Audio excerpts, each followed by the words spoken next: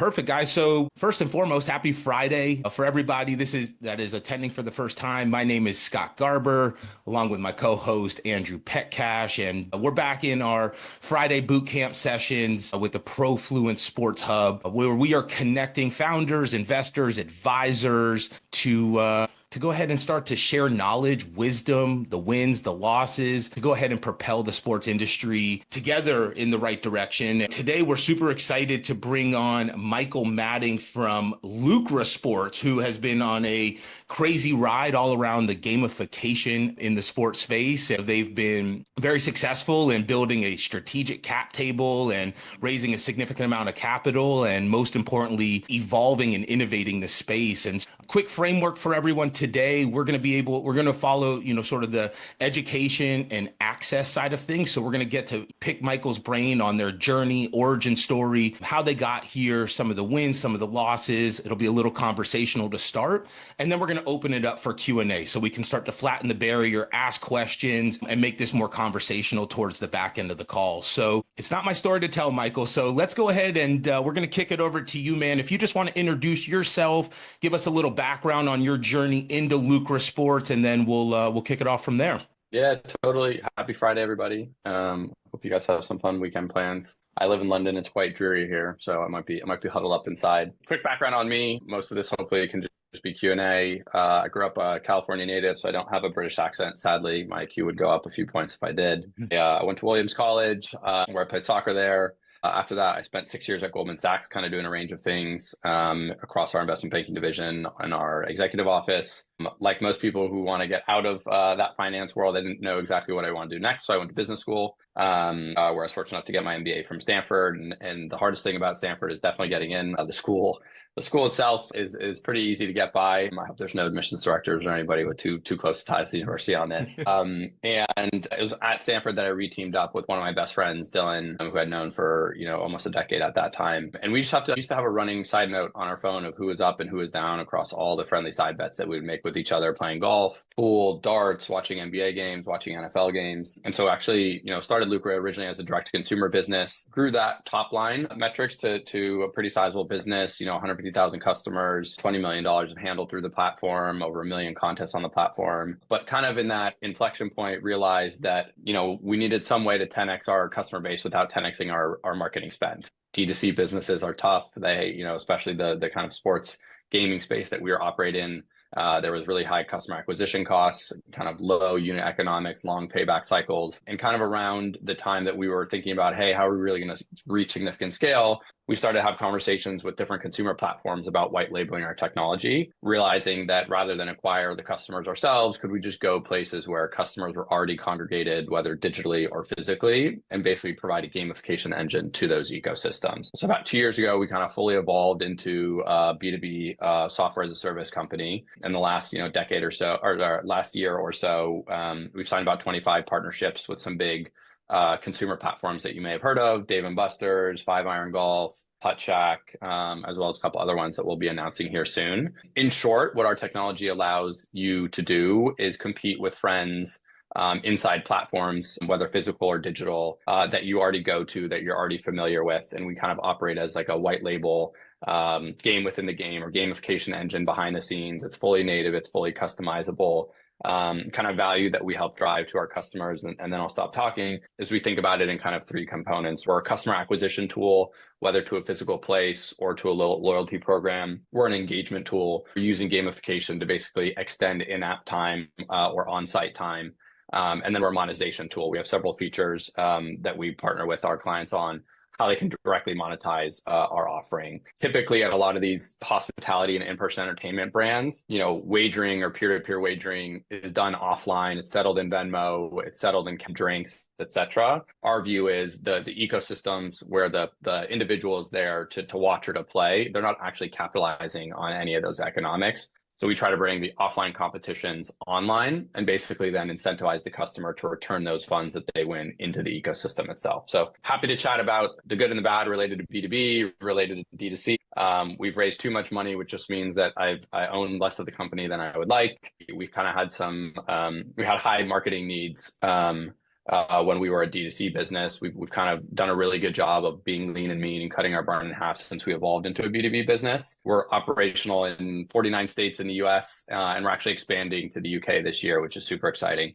And so happy to talk through any of that thought process as well. So I'll stop talking now. Love it, Mike. And I'll let a lot of others drive questions, but want to start here on the fundraising space, right? Like how did you approach that? How did you come up with numbers, right? Like you said, you probably sold a little bit too much. Like how did you balance that? And just give us the overview of how you've thought about that and then the evolution of the thinking as well as you've grown. Yeah. So I think a lot of people approach fundraising in the traditional, raise trying to 18 to 24 months of runway. Like that's what, your investor base will want to hear. That's what probably your employees will want to hear, et cetera.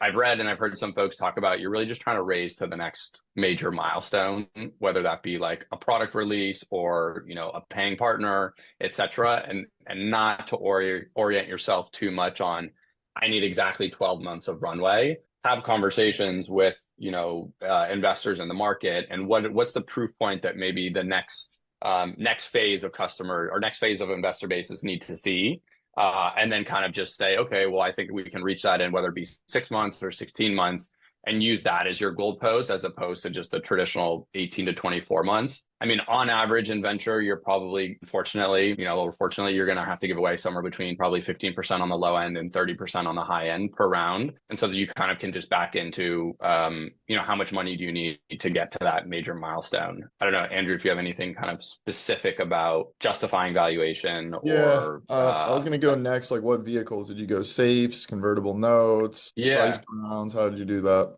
Yeah, we did the first note on a safe. We did a seed round, which I wish that we labeled as a pre-seed round. I would say, label things earlier rather than later because it just probably gives you more flexibility. I think we just announced another fundraise, which if you were just going on a natural evolution, it would have been a Series B. I just don't think we're there from a metrics perspective. Like there's a lot of pressure on metrics and KPIs when you reach that stage. And so we kind of wish that we raised our first round as a pre-seed, our next round as a seed, and this past round as a Series A. And so I would say in general, uncapped safes are the most founder friendly. Oftentimes founders will investors will push you into, cap safes. And just the legal fees on raising price rounds is quite expensive. You're probably going to spend at least 50, 75 grand doing all the documents. And so the more that you can delay that, just the better for your burn. And then how'd you go about, I mean, I'm just looking at and I'll put it for everyone else here in the chat, but just the press release with your most recent raise that was announced in December. But, you have everyone from pro athletes to sports team owners to league owners to actual funds. How did you bucket them differently? How did you go after them or approach them differently as well? Because there's totally, of course, to all of them.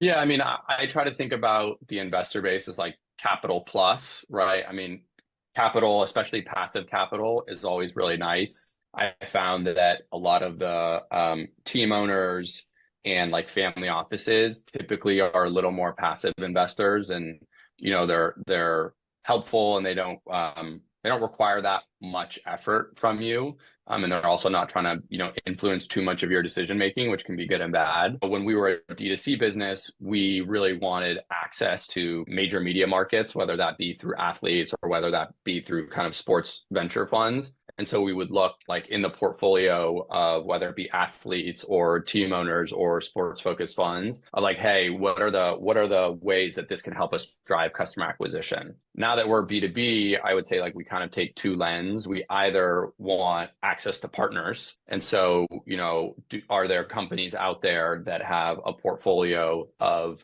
potential B2B deals that they could send us that we could basically, help source deals from their ecosystem? Or we want like actually true and valuable advice on how to operate a B2B business, how to price products, how to go to market, how to hire. I think in the B2B, there's a lot more, like science or systems of how to do things well and how to do things at scale. D2C world is really, really hard. Like, I'm happy to share my vision on that. We didn't quite crack the code on it. And I think one of the things I give us credit for is like we recognized that pretty early on. We really took market signal on where there was an opportunity and kind of dove headfirst into that, as opposed to really trying to jam a D2C product into a pretty saturated and super highly regulated market that I know a lot of folks play in, but also struggle in. I got a question for you. I'm going to go a little tangential to the fundraising side here, right? We talk about the product evolution and the company evolution, right? And, you have this vision, as you alluded to, sort of D2C, and now it's morphed, right? But you've raised tranches of capital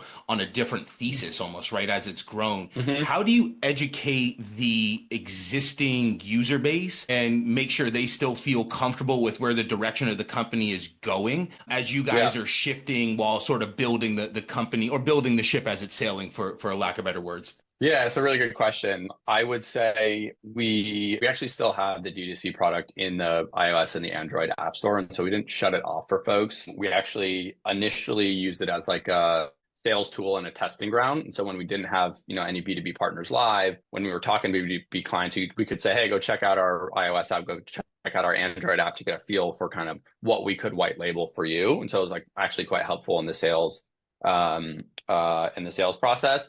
And then also from a testing perspective, where we're thinking about introducing, a new gameplay format or a new onboarding flow, like we had, hundreds or sometimes thousands of customers using the product every day. And so we could just release it to them and follow the flows, look at the front end analytics of like, where were they getting stuck, and kind of have that help inform some of the decisions that we were making on the B2B side of things. Where we've gotten to today is our D2C product is actually a consumer of our B2B client, right? And so we integrate our SDK, which is how our technology is delivered, into our D2C product.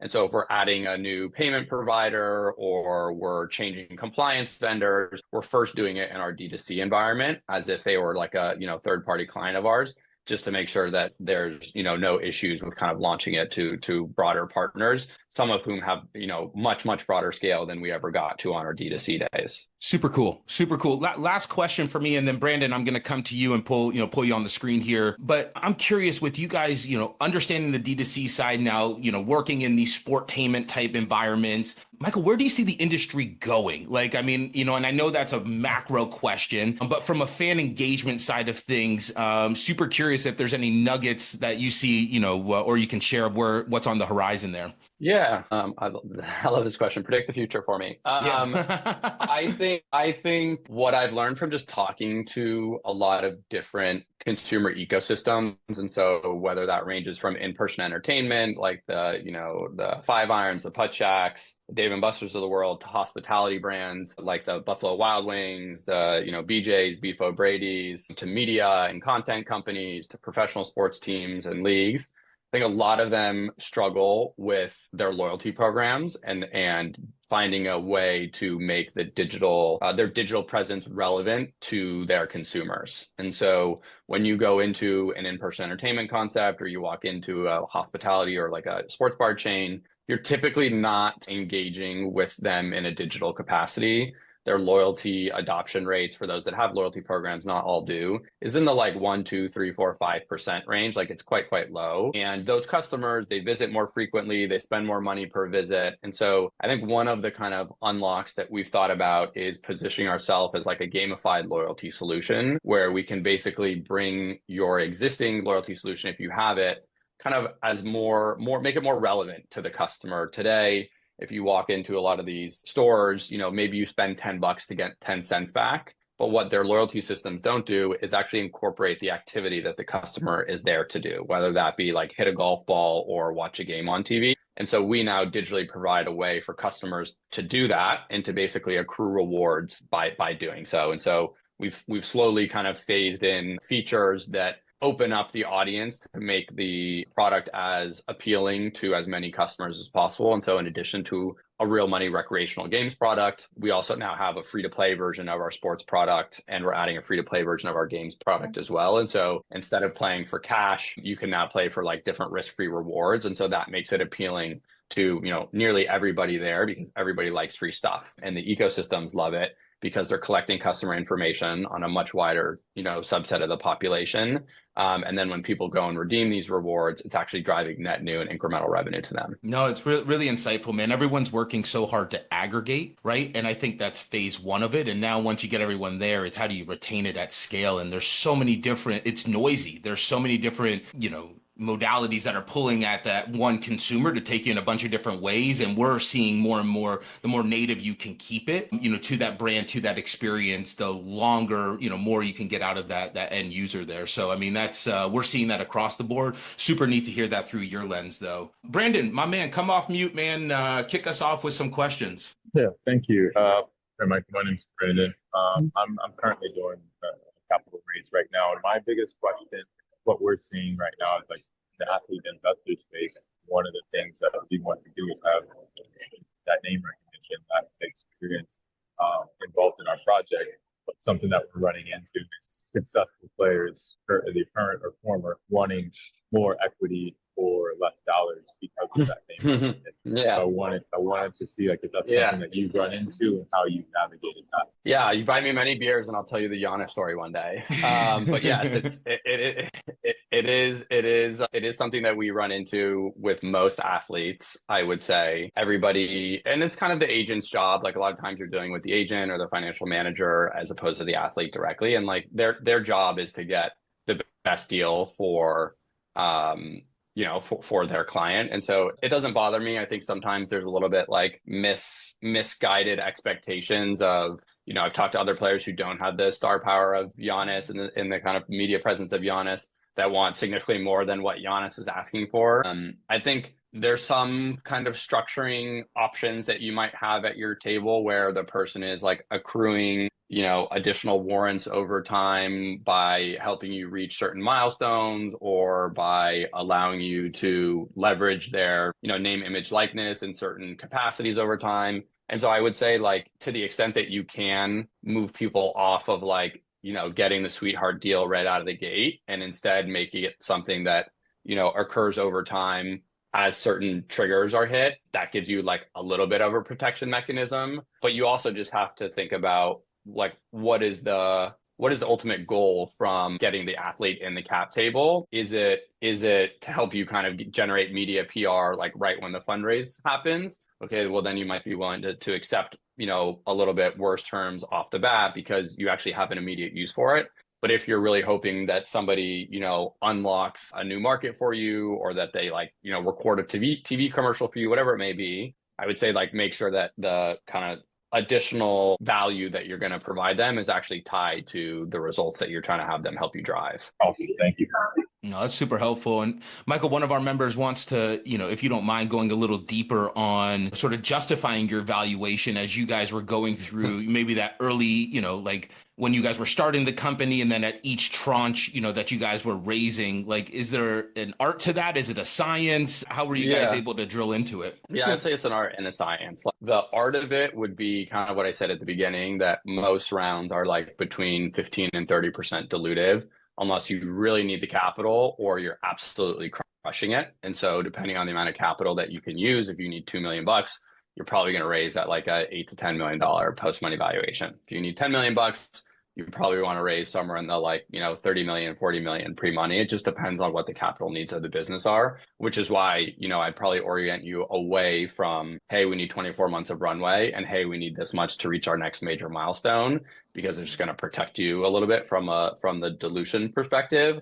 And then the scientific approach, to the extent, hopefully that, your company is revenue generating, you can look at what other players in the space are valued at and kind of try to do some behind the scenes work with folks, in the venture industry, just to get a little bit of sense of, hey, what are the terms of these rounds and how do I stack up from whether it be a user-based perspective, like a user perspective or a revenue perspective, et cetera. And so that's kind of why that's kind of like the blend of the art and the science. I would say one of the mistakes that we made was probably raising too much money in our original Series A in 2022, when the market was really hot and dollars were a little bit more easily accessible, which over the next kind of 2 or 3 years became a challenge for us, even as we evolved into B2B, even as we grew our revenue significantly, to basically have to justify and re-underwrite our valuation.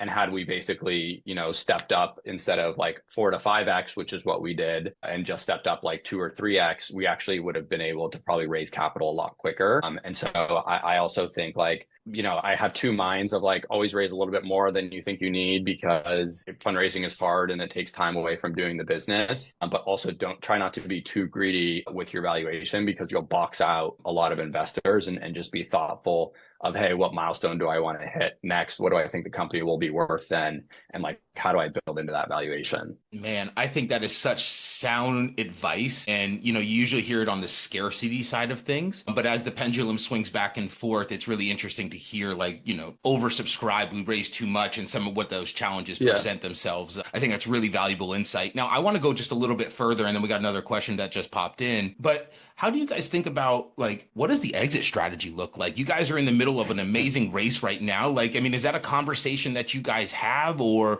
do you guys want to take this and just balloon it to the unicorn? Like, how do you guys think about this? Yeah, I mean, I think we're enjoying kind of growing the B2B business as much as possible, expanding into new markets, adding new products, adding new verticals, and servicing new sectors. Like, I think we think there's probably 5,000 or 10,000 potential clients for our technology out there, way more than I would have thought when we kind of first made the evolution. And we have something like 25 signed deals right now. So there's like a massive market opportunity. We're unique in that we're kind of blending a product focused on professional sports and also recreational games or recreational activities. Like most people, they go after one side of the market, or even a specific vertical within recreational activities like golf simulators. And so I think we struggle with prioritization like most companies do, because we have two pretty unique products servicing 5,000, 10,000 potential clients. And I'm losing my train of thought here as it relates to the exit opportunities. I think we really want to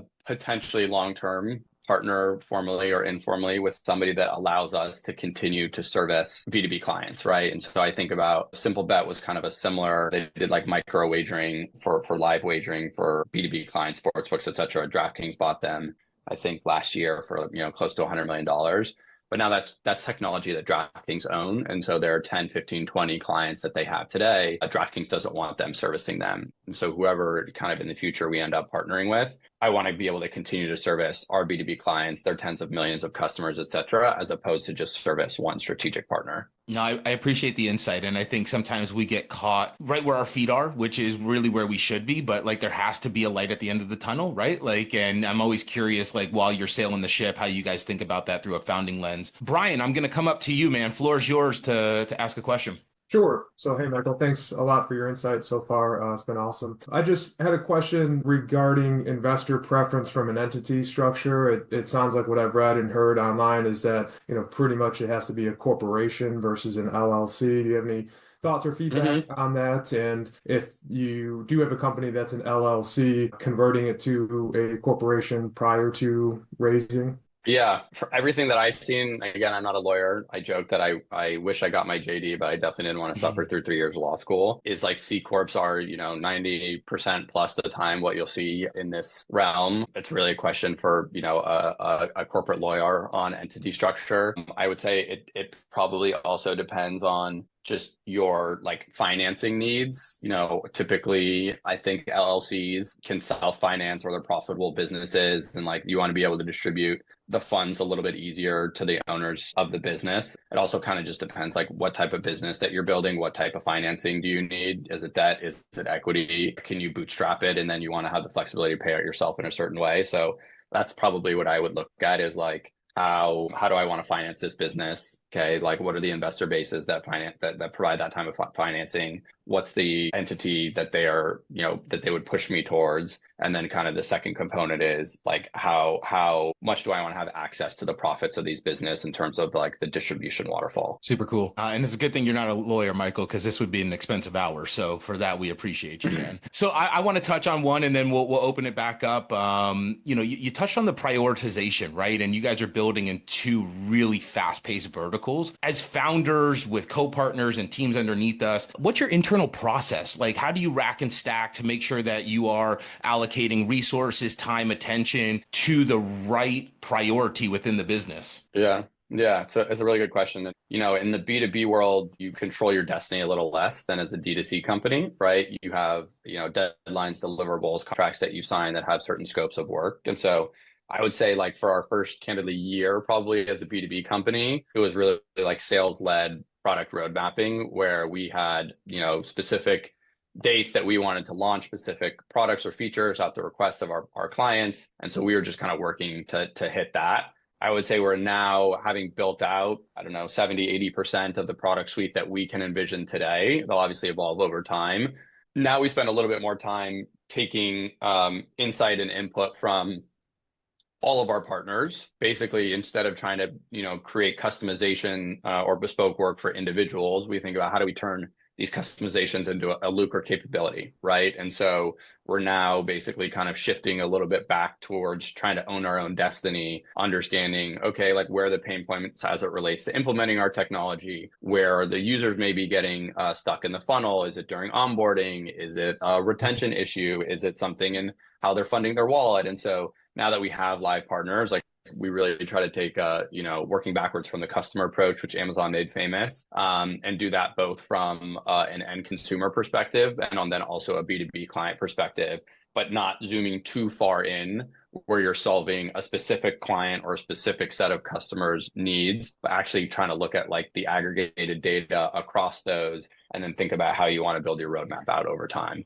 Insightful, super insightful. Listen, guys, I can keep asking questions. I want to make sure I open it up so that you guys have it. But I mean, these are unique opportunities to get to talk to someone like Michael that's actually, you know, feet to the fire doing it right now. So I'll open it up. And if no one has questions, I got a couple more for you, man. Going once, going twice. All right, Michael. So how do you think about when you guys are growing the team, right? We have a lot of service providers in the community, right? And so we've watched a lot of great talent start to disperse. How do you guys think about hiring full-time employees versus bringing in fractional service type work as you guys continue to grow? Yeah, we've done both. Just for context, our team is about 30 people right now. 20 or so are FTEs, and we have another full-time contractors. Half of those are in the US, half of those are in South America. The 10 contractors are mostly engineers, but we also have, you know, a UX consultant and, you know, a DevOps consultant. And so I kind of think about the FTE versus the FTC as like the need for continuity. And so it's helpful, you know, we were just a mobile SDK. So you needed an iOS app or an Android app to work with us to start. We just delivered recently our first web SDK. So when we decided, you know, 4 or 6 months ago to develop a web SDK, it was really helpful to be able to switch out a couple of our contractors when we had already built out the mobile suite and now we wanted to build out the web suite.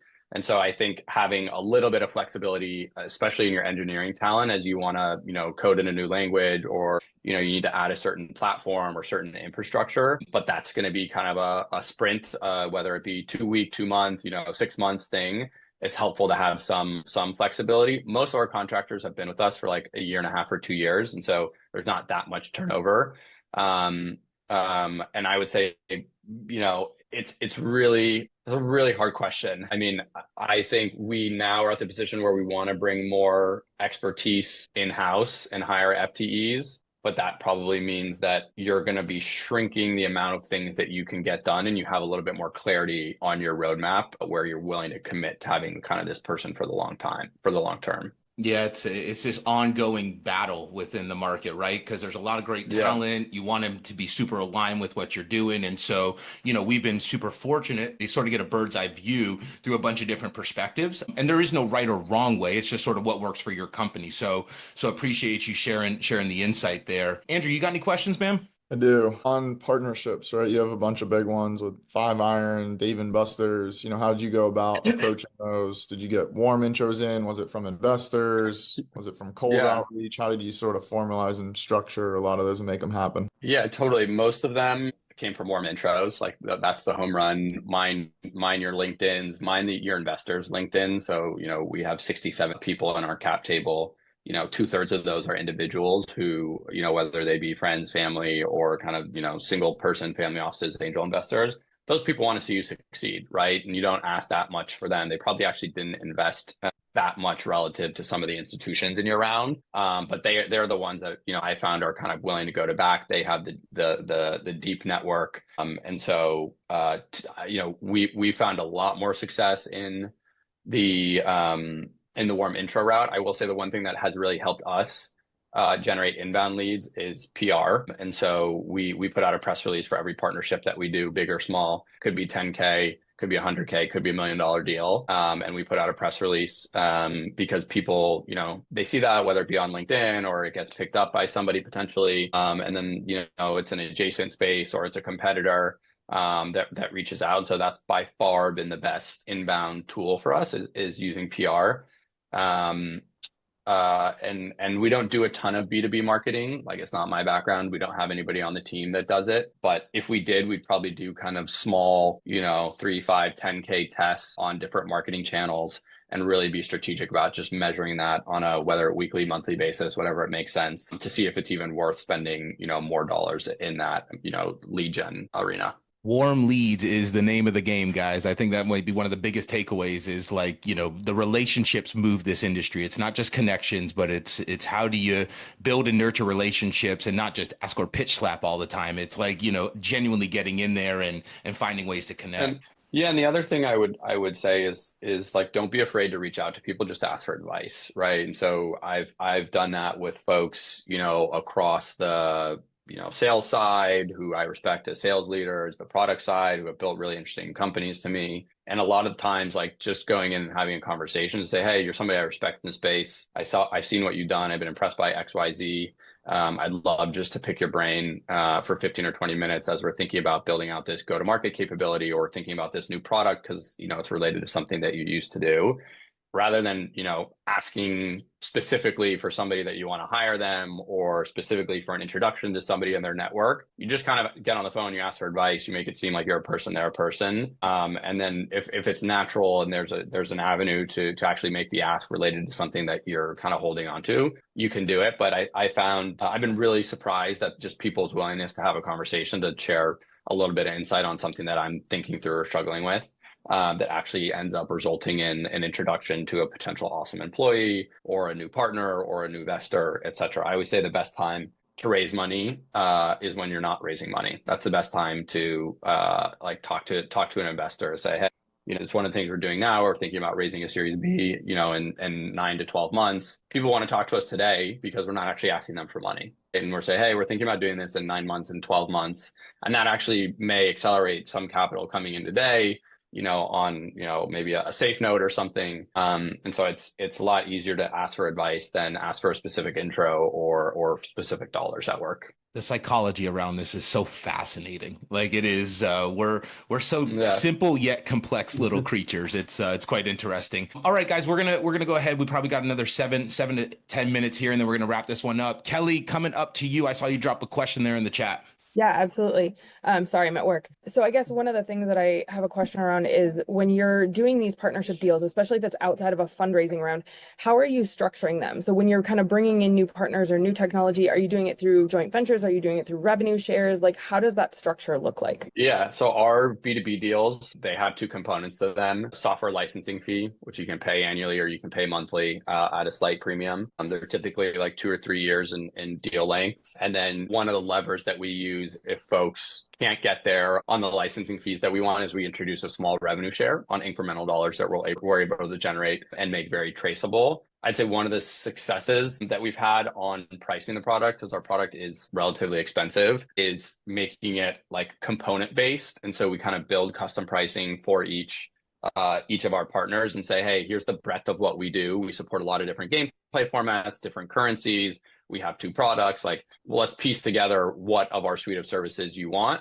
And that's kind of, you can start here and then you can start to layer on over time. And we only charge clients for incremental, features or technologies. Like when they actually say, okay, now we want to add your tournament gameplay, or now we want to add your user generated pool gameplay, or now we want this free to play option, et cetera. And so like you can we sometimes sticker shock clients with like the asking price of our technology, but then we actually like water it down or dumb it down to a lower scale knowing that they're going to want to build into the higher pricing, eventually, but it's not necessarily something we need to hit them with right off the bat. This is not something that we do super well, by the way. Like, I'm definitely learning how to price the product. No, that's great. Thanks so much. All right, very cool. Josh, going to bring you on. I think you have a question, my friend. Yeah, it may have already been answered, but relates to the pricing and just sort of, how you came to the pricing that you have now, and what does that journey look like, right? From sort of initiation to still, where it is and yeah. I mean, a lot of it is just taking feedback from the market, I think, and trying to understand what the level of comfort, how you can position your price relative to other things they spend money on. So one of the things we talk about is we service in-person entertainment a lot. To open a new in-person entertainment concept on the low end costs like $5 million if you're a relatively small venue. On the high end, it's like $25 million.